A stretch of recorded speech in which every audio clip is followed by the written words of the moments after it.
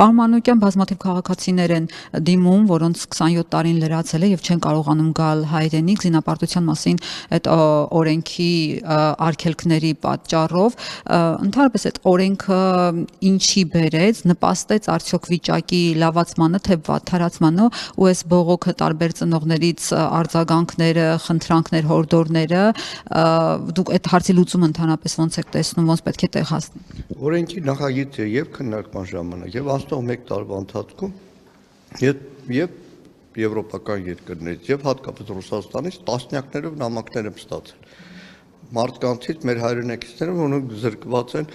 այս օրենքի միջոցով հայրենիք վերադառնալ, որովհետեւ շատերը գրում են, որ Երևանում բոլորին թվում է, թե մենք միլիոնատեր ենք, բայց չարքաշ աշխատանքով ընտանիքին 2 կոպեկ փող հասցնող մարդիկ են եւ 15 միլիոն դրամ կյանքում չենք էլ տեսել։ Բառացիորեն մի քանի օր առաջ քաղաքացիների ընդունելություն էր Արգիշտի Գևորգյանն էր մեր գործընկերը, ինքն էր հանդիպել, հետո մեր հայրենակցին նաեւ զանգեց ինձ, երկար խոսում ենք, տղան Լեհաստանում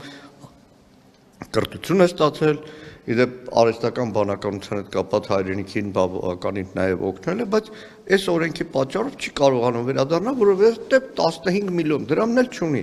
Եվ անցնող տարի, երբ որ քննարկում էր, օրենքի հեղինակներն ասում են մի տարի կանցնի, մոնիտորինգ կանենք, տեսնենք քանի հոգի է օգտվել, 60 քանի հոգի մարդ է օգտվել 1 տարվա ընթացքում։ Իսկ նման մարդիկ, նման մեր հայրենակիցներ հազարավորներ կան, հազարավորներ, իհարկե որևէ կերպ արդարացում չունի հայրենիքին ծառայություն իրականացնելու այդ պարտականությունից խուսափելը, բայց տարբեր պատճառներով մարդիկ են եղել փոքր տարիքում են հայտնվել օտար երկրներում եւ այսօր շատ ավելի մեծ գումար դնելով խնդիրը չլուծվեց, ուղղակի կոնսերվացեց մի քանի տասնյակ մարդու խնդիր լուծվեց։ Գումարը մեկ այլ հայտարարություն կար երկքաղաքացիության հարցով։ Սփյուռք հայը, որ դիմում էր հայրենիքի քաղաքացի դառնալու,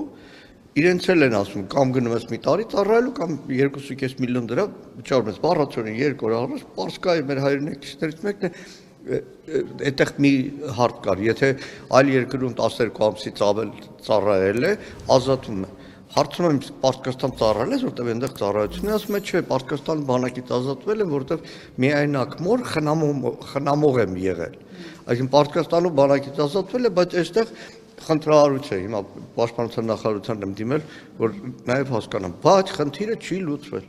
Այսինքն այն օրենքը ինչի համար որ այն ժամանակ ընդունեցին, ասացին հեսա միլիոններ են գալու բյուջե եւ արդարացում, ոչ էլ միլիոն, տասնյակ հազարավոր մեր հայրենակիցները, ցավոք սրտի։